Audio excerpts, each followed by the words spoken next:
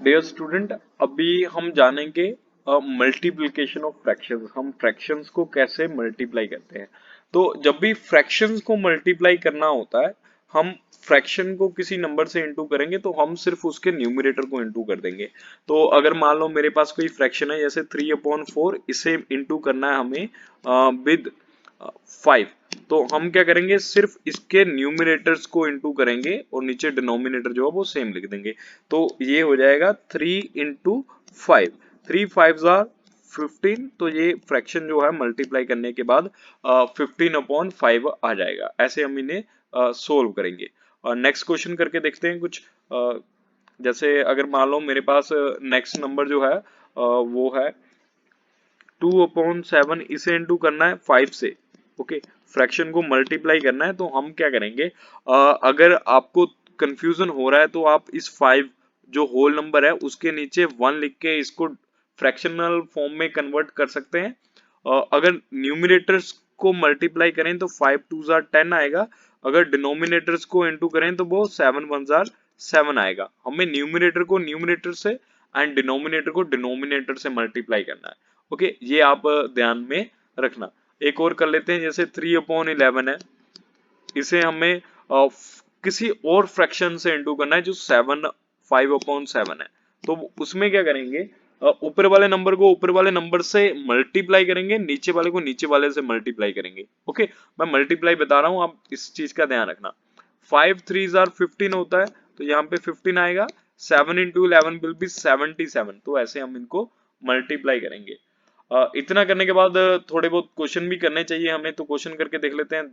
देखते हैं हमें आज के कौन से क्वेश्चन जो है हमारे पास है।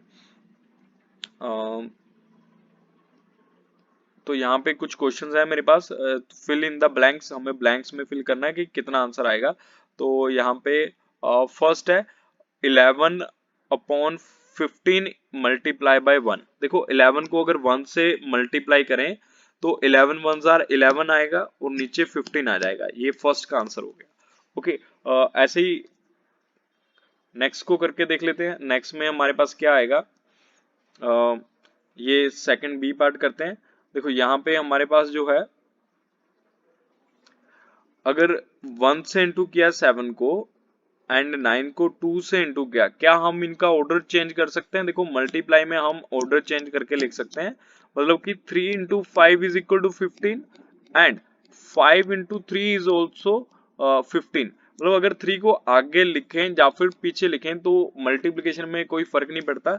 सेम फ्रैक्शन में भी ऐसा ही होता है। अगर मैं इस फ्रैक्शन को बाद में लिख दूं और पिछली फ्रैक्शन को आगे लिख दूं तो भी कोई डिफरेंस नहीं आएगा। 7 1 जार 7, 9 2 जार 18। तो यहाँ पे 7/18 ही आने वाला है। ये जो प्रॉपर्टी है मल्टीप्लिकेशन ऑफ फ्रैक्शन की। ओके, तो ऐसे हम मल्टीप्लाई कर सकते हैं, इनके ऑर्डर को कोई भी चेंज नहीं मिलेगा। सेम नेक्स्ट करते हैं 5/7 इंटू 14। अब देखो 14 इंटू 5/7 भी हम लिख सकते हैं, ऑर्डर को कोई चेंज नहीं आएगा। अब इस फ्रैक्शन को किसी नंबर से इंटू करना है कि इसका जो प्रोडक्ट है वो सेम आ जाए। तो देखो अगर मैं यहाँ पे कोई भी नंबर लगाता हूँ, अगर 0 लगाता हूँ, सपोज 3 को 0 से इंटू कर दूं तो वो पूरे नंबर को 0 कर देता है। ऐसा ही फ्रैक्शन में भी होता है। तो मतलब यहाँ पे 1 तो नहीं लगा सकते, 0 नहीं लगा सकते। अगर 0 की जगह पे इसे 1 से इंटू कर दो तो 9 1 जार 9 और नीचे का डिनोमिनेटर सेम, ऐसा हो सकता है। अगर इसे 0 से इंटू करें तो ये 0 बन जाएगा। अगर 0 से इंटू किया गया तो आंसर प्रोडक्ट भी क्या आएगा, 0। ओके, अगर आपने देखा होगा जब हम मल्टीप्लाई करते हैं फ्रैक्शंस को, अगर मान लो मैं फर्स्ट 2 को मल्टीप्लाई कर रहा हूं पहले और फिर इसको थर्ड से इंटू करूं, या फिर मैं फर्स्ट को रहने दूं और सेकंड एंड थर्ड को इंटू करूं, तो इनका जो रिजल्ट है वो हर बार सेम आने वाला है। तो उसको सोल्व करके देख लेते हैं कितना आने वाला है। इसको सोल्व करते हैं। 2/3 अंदर वाले ब्रैकेट को पहले सोल्व कर लेते हैं। 4 1 जार 4 एंड 4 5 जार 20। तो ये आ गया 4/20। इनकी अगर कटिंग कर देते हैं तो ये कितना आएगा, 2 1 जार 2, 2 10 जार 20 और 4 2 2 जार 4 एंड 2 5 जार 2 5 जार 10। तो नीचे डिनोमिनेटर में 3 × 5 मतलब 15 आ रहा है और न्यूमरेटर में 1 इंटू 2 2 ही आ रहा है। ओके, तो ऐसे हम इनको मल्टीप्लाई कर सकते हैं।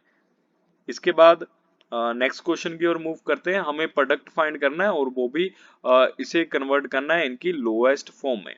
Okay, I will solve all this questions, so get ready. आपको समझ आए तो आप प्लीज बताना कि हम मल्टीप्लाई एंड प्रोडक्ट कैसे इनका सोल्व करने वाले हैं। तो देखो क्वेश्चन क्या है, 15 इंटू 12 अपॉन 20।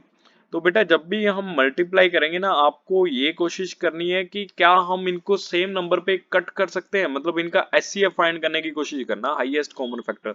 या फिर आप ये पता करना कि ये कौन कौन से टेबल पे आते हैं। जैसे अगर मैं बात करूं 15 और 20 की, तो ये दोनों ऊपर वाला और नीचे वाला नंबर इन्हीं को ही कट कर सकते हैं आप। ओके, तो क्या ये नंबर दोनों सेम टेबल पे आ रहे हैं? ये दोनों ही नंबर 5 के टेबल पे आते हैं। ये 5 के टेबल पे 3 बार आता है और ये 4 बार आता है। इतना करने के बाद हमें सुकून नहीं मिला, हम 4 एंड 12 को भी चेक करेंगे। 4 एंड 12 भी एक टेबल पे आते हैं, 4 के टेबल पे ये आता है 1 टाइम और ये आता है 3 टाइम। तो देखो ऊपर की अगर बात करते हैं तो हमारे पास यहाँ पे 3 और यहाँ पे भी 3 है, और नीचे की अगर बात करें तो इसको कट करने के बाद 1 आ गया था, जिसे हम इग्नोर कर सकते हैं, छोड़ सकते हैं, क्योंकि अगर फ्रैक्शन के नीचे 1 होगा तो वो वैसे नहीं कुछ कर सकता, तो वो सेम ही आ जाता है। तो 3 3 जार कितना आ गया 9। मतलब इसको अगर सोल्व करते हैं और रिड्यूस करते हैं सिंपलेस्ट फॉर्म में, तो इसका आंसर कितना आने वाला है 9। इसे आप वीडियो पॉज करके नोट कर सकते हैं बड़े आराम से। ओके, नेक्स्ट क्वेश्चन की ओर मूव करते हैं। नेक्स्ट मेरे पास है मिक्स फ्रैक्शन एंड इनटू 36। तो ये सारा नंबर है, मैं इसे कन्वर्ट करना पसंद करूंगा। पहले 16 डिनोमिनेटर में 16 को 6 से इंटू किया जाएगा सबसे पहले, और फिर हम इसको मल्टीप्लाई करेंगे।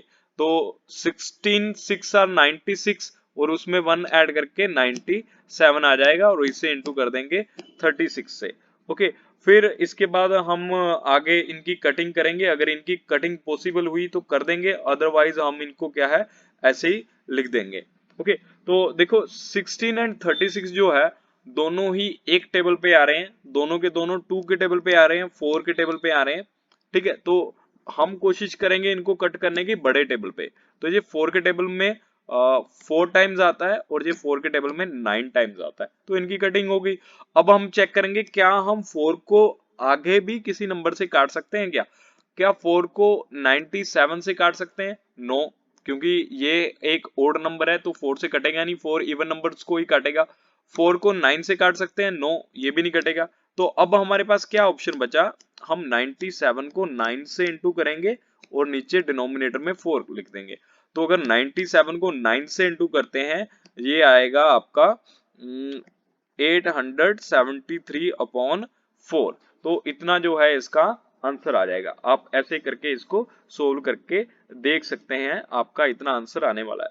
ओके, तो मैंने कैसे ये आंसर निकाला? मैंने 9 को 7 से इंटू किया, जो मेरा आया 63, जिसमें से मैंने 3 यहाँ पे लिख लिया और 6 कैरी दे दिया मैंने 9 को। एंड 9 9 आर 81, 81 में 6 ऐड करके 87 आ गया, और डिनोमिनेटर मैंने 4 ही लिख दिया। आप वीडियो को पॉज करो, समझो, वापिस से देखो अगर नहीं समझ आया। अगर फिर भी नहीं समझ आया तो कमेंट में, शायद हो सकता है मैं कुछ कर ही दूं, कुछ मंत्र वगैरह पढ़ दूं इधर से कि आपको समझ आ जाए। बाकी ऑप्शन तो कोई नहीं है मेरे पास भी, आपको वापिस ही देखना पड़ेगा अगर नहीं समझ आया। नेक्स्ट क्वेश्चन की ओर मूव करते हैं। नेक्स्ट क्वेश्चन में हमारे पास जो नंबर्स हैं बहुत बहुत ही क्यूट से नंबर है। एक मिक्स फ्रैक्शन है और दूसरा जो है सिंपल नंबर है।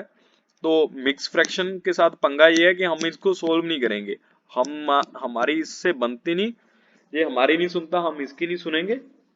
अब देखो क्या करना है, सबसे पहला काम हम जो है इस मिक्स फ्रैक्शन को कन्वर्ट करेंगे।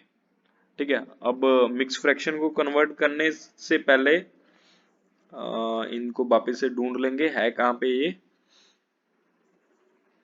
ये रहे। ओके, हमारे पास जो नंबर है वो 4 इंटू 1 अपॉन 5 मल्टीप्लाई बाई 3 है।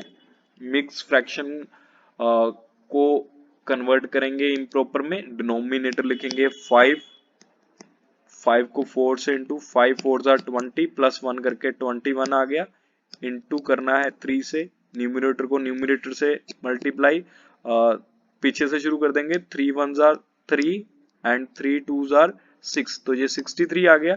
ओके, और नीचे डिनोमिनेटर था 5, हमें सिर्फ इसको रिड्यूस करना था। देखो ये जो नंबर है 5 के टेबल पे नहीं कट हो रहा है क्योंकि लास्ट में जो है 3 है। अगर ये 5 या फिर 0 होता तब हम इसको रिड्यूस कर सकते थे, अब हम इसको रिड्यूस नहीं कर सकते, तो हम इसे ऐसे ही रहने देंगे। यही हमारी फ्रैक्शनल फॉर्म होगी, इसे हम आगे फर्दर सोल्व नहीं कर सकते। तो ये हमारा आंसर है। आप वीडियो को रोक लें, अगर नहीं समझा है तो वापस से रिपीट करें। बढ़ते हैं नेक्स्ट क्वेश्चन की ओर। नेक्स्ट क्वेश्चन में हमारे पास ये नंबर्स दे रखे हैं, बहुत ही आसान है। 24 इंटू 3 इंटू 1/4। ओके, तो मिक्स फ्रैक्शन पीछे दे दिया अभी, कोई बात नहीं, हम इसको भी कन्वर्ट करेंगे। नीचे डिनोमिनेटर 4 आएगा, 4 3 जार कितना होता है 12, और 1 ऐड करके 13। ठीक है, इतना करने के बाद देखो ये फ्रैक्शन तो आपको हर बार मिलने ही वाला है। अब आपको करना क्या, बहुत ध्यान रखना है आपको। आपको इस चीज का ध्यान रखना है कि ये नंबर जो है 24 ऊपर वाले नंबर से इंटू होगा, नीचे नहीं होगा। नीचे वाला तो डिवाइड ही करने आया है इनको। ओके, तो डिवाइड करेगा ये, अगर बीच में मल्टीप्लाई है तो ये दोनों को डिवाइड कर सकता है, अगर प्लस है तो सिर्फ इसी को ही डिवाइड कर सकता है। ओके, तो हम क्या करेंगे, 4 के टेबल में देखेंगे क्या 24 आता है या 13 आता है, जो आता है वो काट देंगे। अब अगर 4 का टेबल रीड किया जाए तो 4 1s आर 4 एंड 4 6 आर 24 होता है। तो यहाँ पे हम इसको कट कर सकते हैं। इसके बाद हम मल्टीप्लाई कर देंगे 6 को 13 से, और अगर 13 को 6 से इंटू करते हैं तो वो आ जाएगा 78। मतलब सोल्व करने के बाद आंसर आपका जो है वो 78 आ जाएगा। बच्चों इस वीडियो को वापस से देख लेना अगर आपको कोई डाउट हो। ओके, नेक्स्ट क्वेश्चन देखते हैं अभी। नेक्स्ट क्वेश्चन में हमारे पास simple fraction and whole number दे रखा है 9/22 इंटू 33। तो बेटा सबसे पहले आपको कोशिश करनी है कि नंबर जो है वो कट कर जाएं। अगर कट कर जाएंगे तो हमारी जो कैलकुलेशन है वो थोड़ी सी इजी रह जाएगी, इजी हो जाएगी। ओके, तो अब हमारे पास जो डिनोमिनेटर है वो 22 और न्यूमरेटर 33 है, ये दोनों एक टेबल पे आ रहे हैं। 22 11 के टेबल पे आता है 2 टाइम, 33 11 के टेबल पे आता है 3 टाइम। तो हम लिखेंगे 9 मल्टीप्लाई बाई 3 अपॉन 2, 9 3 जार 27, और इसे डिवाइड करवा देंगे 2 से। डिवाइड नहीं करवाएंगे, ऐसे ही लिख देंगे, और ये हमारा आंसर हो जाएगा। बाकी के क्वेश्चन बच्चों आप करके देखो। If you have any doubt then let me no.